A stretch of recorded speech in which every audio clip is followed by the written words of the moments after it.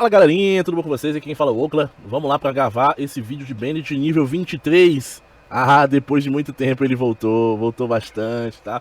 Pessoal, deixa eu dar uma paradinha pra poder gravar a sequência de Shell, de introdução à lógica de programação com Shell Script. Por quê? Porque esses níveis, que foram mais ali do 20, 21 até o 23, eles requerem conhecimento de script, de programação, de lógica de programação. Então não faz sentido eu estar explicando para vocês aqui um processo de vulnerabilidade se vocês não entendem o básico de Shell Script, tá? E vocês também não conhecem lógica de programação. Então eu dei uma parada, expliquei lá, tô voltando agora aqui, tá? Para gravar esse vídeo. Quinta-feira agora, se Deus quiser, vai sair o último vídeo de Bandit falando exatamente sobre a parte de Git, que é as últimas vulnerabilidades do Bandit, pra na próxima semana a gente finalmente começar a parte de redes, tá? Tô me cobrando muito pra isso. Semana passada não deu pra gravar, vocês viram que o canal não teve vídeo semana passada, mas me perdoem porque realmente semana passada foi muito complicado pra mim. Tive muitos imprevistos que eu não tive como contornar, tá bom? Então é isso, vamos continuar aqui com o Bandit 23. Primeira coisa, a gente já sabe pelo texto aqui que é um cron. Então pra isso a gente vai lá em etc cron.d, dá um ls e a gente verifica o cron do próximo usuário, que é o que a gente quer escalar. No caso, o cron do Bandit 24.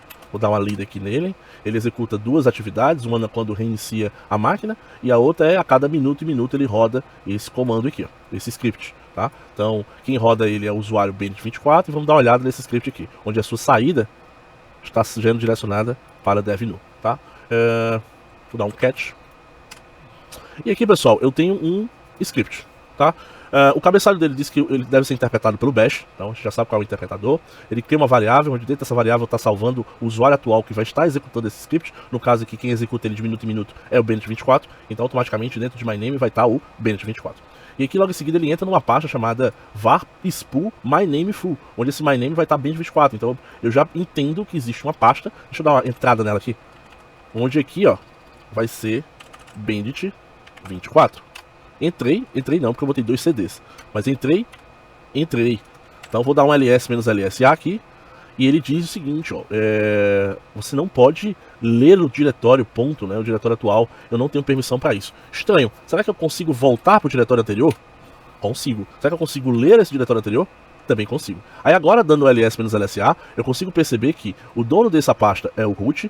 O grupo dono dessa pasta, grupo de usuários, é o Bandit24. E aí, de acordo com a leitura das permissões aqui, eu sei que o dono tem permissão completa, o grupo tem permissão completa, e os outros, o qual eu pertenço, porque eu não estou dentro de Bandit24, e eu posso conferir usando o comando ID, eu pertenço ao grupo Bandit23, então eu só posso fazer o quê? Eu só posso write e execute. Interessante isso, porque geralmente uma permissão correta seria eu ter apenas permissão de leitura, ou nenhuma permissão. Então essa permissão de write and execute é uma permissão esquisita. Eu acho que tem alguma coisa aí. Então vamos continuar lendo lá o nosso script. Eu posso voltar aqui. Ó, depois de entrar nessa pasta, né, se ele conseguir entrar, caso contrário ele vai parar a execução do script, mas se ele conseguir executar, ele vai entrar e continuar o script. Ó. Então ele vai dar o quê? Ele vai dar um eco, executando e deletando todos os scripts que estão dentro dessa pasta. Pronto. Parando aqui, pessoal, eu já sei qual é a vulnerabilidade. Por quê? Porque existe uma coisa que é o seguinte. Esse script está sendo executado pelo cron. Ele está sendo executado de minuto em minuto, certo? Pelo Bandit24. O Bandit24, a gente já viu que todos os usuários de cada nível têm acesso à sua respectiva senha lá no bar. Ó, se você vier aqui, ó, cat /etc banditpass e eu digitar banditpass 23, ó, eu vou ter acesso à senha do meu nível. Então todo usuário que está logado tem acesso à sua respectiva senha. Só que é claro, eu não posso pegar a senha do 24 porque eu não sou o 24. Mas o script executa como Bandit24. Será que não tem uma maneira meio louca de a gente contornar isso, fazer com que ele leia o arquivo do Bandit24 e jogue essa informação para um canto que eu posso ler? Tem, pessoal, tem sim. Então como é que eu faria isso? Vamos lá. Primeira coisa, vamos dar um cd, cifrãozinho. Aí aqui dentro eu vou botar um mktemp, -d para criar um diretório. Então ele já vai entrar na pasta que eu criei. Essa pasta aqui dentro eu vou criar um script. Esse script sh, ele vai ter um cabeçalho. Esse cabeçalho vai ser /bin/bash. Ou seja, quem vai executar ele vai ser ele, o nosso querido Bash. Vou aumentar um pouquinho a letra aqui. E aí, eu só quero, para aproveitar para pegar o negócio direitinho, eu quero pegar a senha que tá aqui, tá? Então, ó, editar aqui de novo. Ó, vou pegar a senha que tá aqui e quero direcionar essa senha para um local onde eu tenho acesso. Qual local onde eu tenho acesso? A pasta que eu acabei de criar, lá no TMP. Então vamos editar de novo aqui.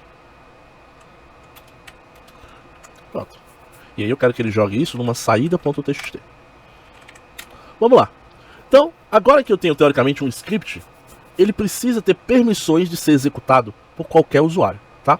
Então eu vou dar um chmod aqui, mais x, ou seja, no script. Eu poderia fazer assim, pessoal, ó, ugo mais x de execute no script. Então, ó, se eu der um ls-lsa aqui, você vai perceber que todo mundo tem permissão de execução, ó. Pode ser outros, pode ser o dono do grupo, quem está no grupo, ou quem é o dono do arquivo. Não importa qual, ele vai poder executar. Por que eu preciso fazer isso, pessoal? Porque eu preciso ter certeza que o Band24, que se enquadra aqui, execute esse script, tá? Então, ó, beleza, tô com ele aqui. Vou agora, antes disso, fazer um outro detalhe. O que esse script aqui ele vai fazer mesmo? Ele vai executar o comando cat, vai ler o conteúdo que está em Band24 e vai jogar onde? Aqui na saída.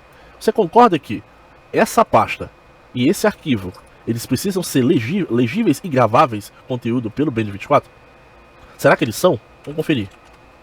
Ó, eu tenho o arquivo que eu acabei de... que ele não está criado aqui, que vai ser o saída, ele vai criar sozinho. Se ele vai criar sozinho, eu preciso garantir que essa pasta aqui que eu criei, ela seja legível e gravável pelo Band24. E se eu for conferir o ponto, ó, como é que ele tá, ó. Apenas eu, que sou o dono dele, tenho permissão de quê? De ler, gravar e executar. Então eu posso fazer o seguinte também, ó. Eu posso passar um chmod u mais ugo mais read, write, execute. Aí eu posso até passar o "-r" também, para que isso seja recursivo na minha pasta atual. Vamos dar um "-l mais lsa". Ó, agora qualquer pessoa, de qualquer usuário, pode entrar na minha pasta e fazer o que ele quiser. Então agora eu garanti que o script, quando for executado, o Band24 vai poder escrever aqui dentro dessa minha pasta. Beleza? Agora que eu já tenho isso, pessoal, é muito simples. Vou dar um cp script e mover lá para a pasta do script, que é essa aqui, ó.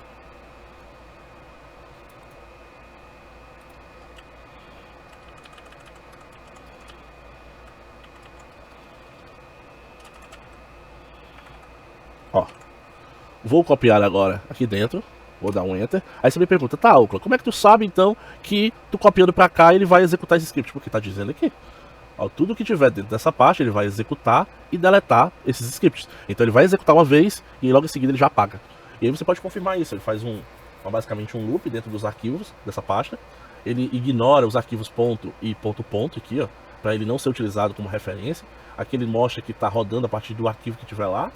Ele checa que se o state do usuário desse arquivo, se o dono for, no caso, Band23, ou seja, ele pode, no caso, executar, ó, dar um timeout "-s.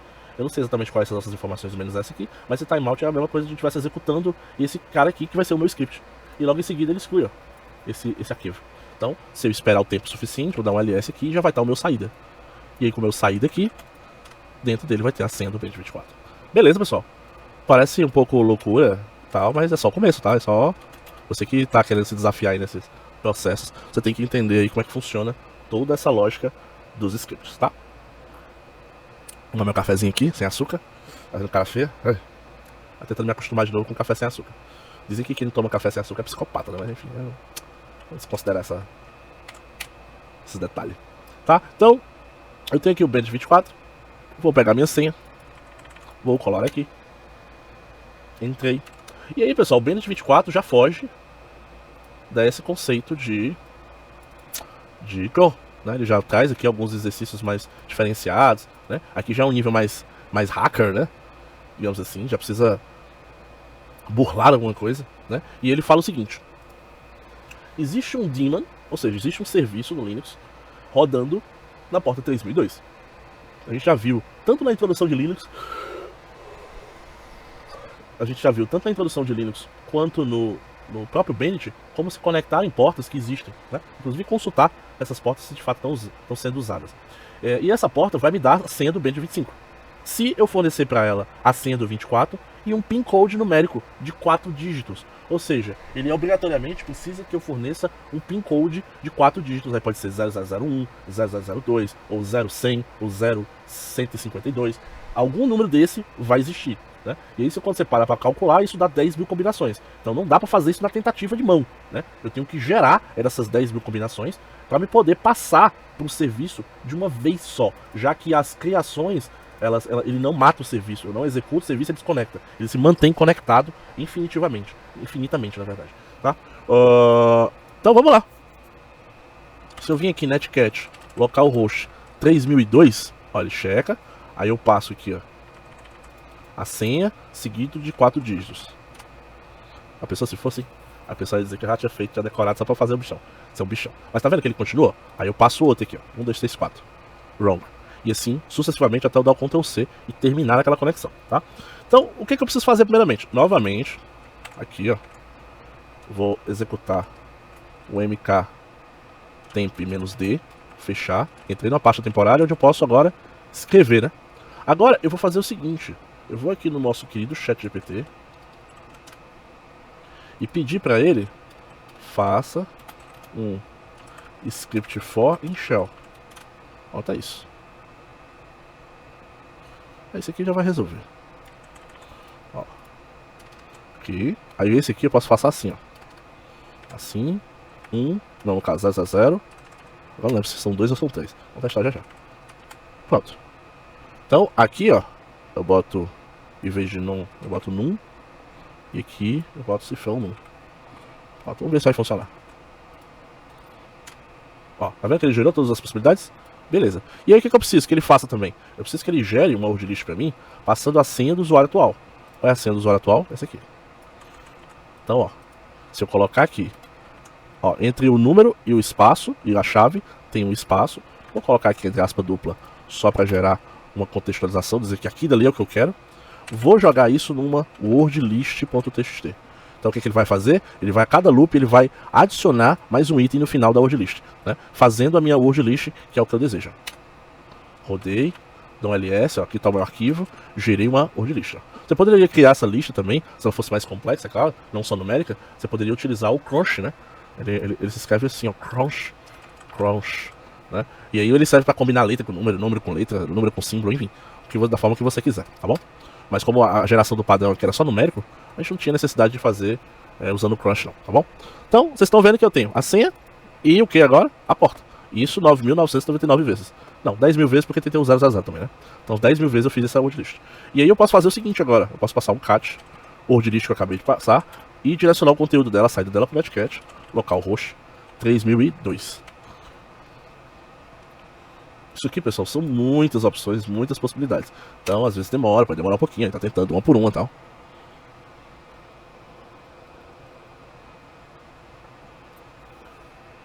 Bom, se acontecer de travar, pessoal, que na primeira vez que eu fiz o bench, eu fiz só dessa forma.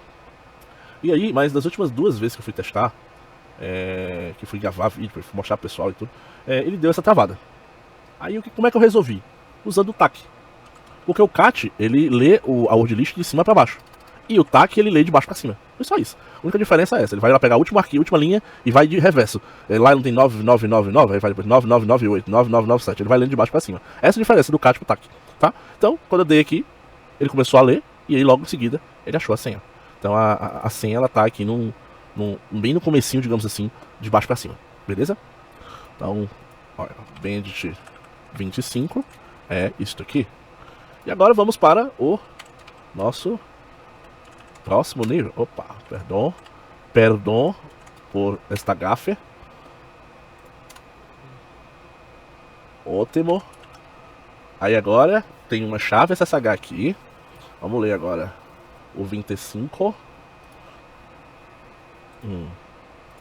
Tá. Ao entrar no Bandit 26, de Bandit 25 deve ser fácil. O shell para o usuário Bandit 26 não é /bin/pash, mas é outra coisa. Descubra o que é e como funciona para sair dele. Ok. Então, o que acontece, pessoal? Eu tenho aqui, ele falou o seguinte, eu tô no Bandit 25, né? Então ele tá falando que entrar no 26 de 25 deve ser bastante fácil. Então eu posso simplesmente, o que eu poderia fazer aqui para ver isso? Deixa eu dar um chmod aqui. Vamos tentar, né? Menos chmod menos U? Não.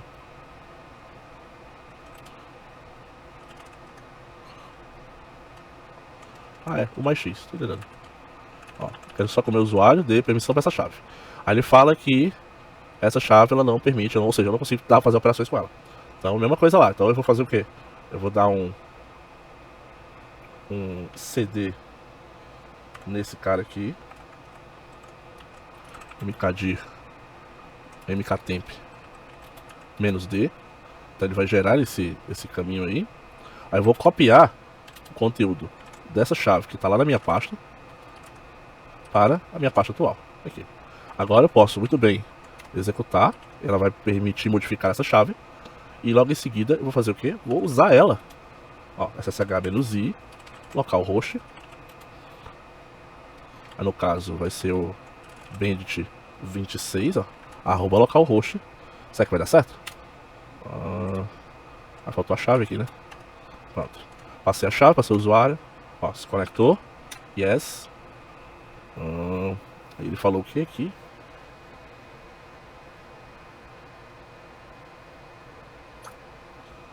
Eu tô tentando logar no servidor uma porta 22. Tudo bem. Vamos, para não ter que me desconectar, me dá esse cara aqui que eu acesso ele por fora mesmo. Então, pente, arroba isso aqui. Aí falta passar só a porta. Só para não ter que copiar a chave pra minha máquina, tá? 2220, né?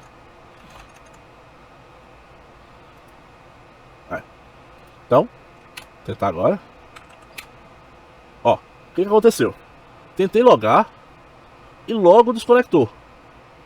Então, lembra daquele exercício atrás que tinha um script lá no Bash RC que deslogava no profile? Um desses dois arquivos estava corrompido e ele desconectava, ele dizia bye. Só que tem um detalhezinho. Bem aqui, ó, geralmente é onde terminava o texto. E aqui ele está mostrando alguma coisa a mais, ó. E logo em seguida, a conexão ela é fechada. A gente pode desconfiar que é a mesma coisa, mas na minha cabeça, por já ter feito outro, eu disse assim, não vai ser o mesmo exemplo, né? Não vai ser a mesma vulnerabilidade. E aqui, logo em seguida, ele também disse o seguinte: o shell para o usuário Band26 não é bin/bash. Então, se não é /bin/bash, ele não está lendo o bash RC, e muito menos o profile. Então aí eu parei para pensar, pô, vamos conferir o que é que, se não é /bin/bash, vamos conferir o que é. Então eu venho aqui, dou um cat em etc pswd. Eu posso até melhorar isso aqui, já que é uma coisa pequena, e dar um grep no bandit 26. Pronto. E aí o que acontece? Ele trouxe aqui, ó, o usuário, ele trouxe aqui os IDs do usuário, do grupo, ele trouxe aqui o caminho padrão do usuário bandit 26, e aqui ele trouxe o local onde ficaria o bash. E ele está chamando um binário personalizado. E esse binário personalizado ele pode ser um shell, pode ser um Python, pode ser um próprio binário mesmo compilado, né? Então, vamos dar uma olhada aqui. Dá um cat, ó. E aqui é um shell, ó. Então o que ele faz? Ele exporta para uma variável term, dizendo que term é igual a Linux, tá? Ou seja, terminal é igual a Linux. Ele logo em seguida, ele executa um more, lendo o conteúdo desse texto. Dentro desse texto, provavelmente vai estar isso aqui, ó. Que é o que eu estou lendo. E aí, no finalzinho, ele dá um exit 0 e termina a conexão. Então a gente já sabe por que ele está desconectando. Então alguma coisa aqui atrás, pessoal, tanto aqui como aqui, eu preciso fazer com que ele trave, para que ele não caia, não desconecte. E aí vamos ver agora o exec more. O que o more é? Pessoal, o more a gente utiliza, vou dar um pswd aqui, ó. Você dá um cat, na verdade, no etc pswd, vocês vão perceber o seguinte. Vocês viram que algumas informações não cabem nessa tela? E aí eu estou precisando rolar aqui a barra de rolagem para visualizar o resto do conteúdo. Só que em algumas situações, em alguns, posso dizer, computadores mais antigos, em alguns trechos, não sei exatamente o que tinha, eu só lembro que eu presencialmente peguei esse tipo, acontecia de você não ter suporte a mouse e nem suporte a scroll. A gente estava no monitor e esse monitor era o que você conseguia ver. E aí para você ver esses conteúdos, eles usavam o comando more. Olha como é que funciona o more. Se eu der o mesmo more no pswd, ó. Vocês percebem aqui, ó, que a primeira linha está aqui, ó. Ele não adiantou, mas ele disse que já consumi 18% do conteúdo. Então eu vou dar Enter, eu vou continuar dando Enter, ó, ele vai lendo pra mim, ó. Eu tanto posso dar Enter, que eu posso usar setinha pra cima, pra baixo, e quando eu chego na última linha, ele meio que sai da execução daquele comando. Então vocês conseguem presumir que, beleza, se o tamanho da tela não for suficiente para eu poder visualizar o conteúdo, ele vai aparecer aquele more. E quando tá com aquele more, ou seja, quando tá dessa forma, será que eu consigo entrar no modo de edição disso aqui? Será que eu consigo fazer com que eu saia desse modo de leitura e entre no modo interativo? Vamos ver, vamos tentar, né? Então eu vou dar um Q aqui, ó. Vou agora tentar fazer a mesma conexão usando lá a chave, só que agora eu vou tentar deixar o terminal menor possível. Ó, vou dar Enter. Sim, aceito. Olha o que aconteceu, ó. Ele não conseguiu mostrar, ó, todo o Bandit. Então a partir daqui ele já mostrou 83%. E aí do More eu posso passar para o modo Vim apertando V. Aí entra no modo editor. E aí a gente já viu nas outras aulas que o modo Vim tem alguns comandos que eu posso passar com 2 pontos. Inclusive eu poderia daqui mesmo já abrir o arquivo de senha. Mas como eu quero pegar um shell, tá? Eu vou fazer o seguinte. Eu vou passar esses 2 pontos. Eu vou setar que o shell é igual a /bin/bash. O que isso vai fazer? Ele vai... Vale, acho que eu escrevi isso aqui. Não, tá certo. Tá? Agora eu consigo através do próprio Vim, aqui ó, eu vou chamar aquele shell para me obter agora a concha do usuário 26. E aqui eu tenho o texto, ó, o text que ele estava lendo, e também eu posso obter a senha do Bandit 26. Aqui está Bandit 26. E aí por fim, pessoal, mas não menos importante, a gente tem um binário aqui que ele também já segue muito o conceito daquele outro que a gente já tinha visto, né? Que seria exatamente o que? Vamos dar uma executada aqui no Bandit 27 para ver o que ele pede. Ele pede aqui, ó, execute esse comando como outro usuário e aqui um ID. Vamos tentar passar o Bandit 27 to do com cat lá no Bandit pass Bandit 27. Será que ele vai conseguir ler? Pronto.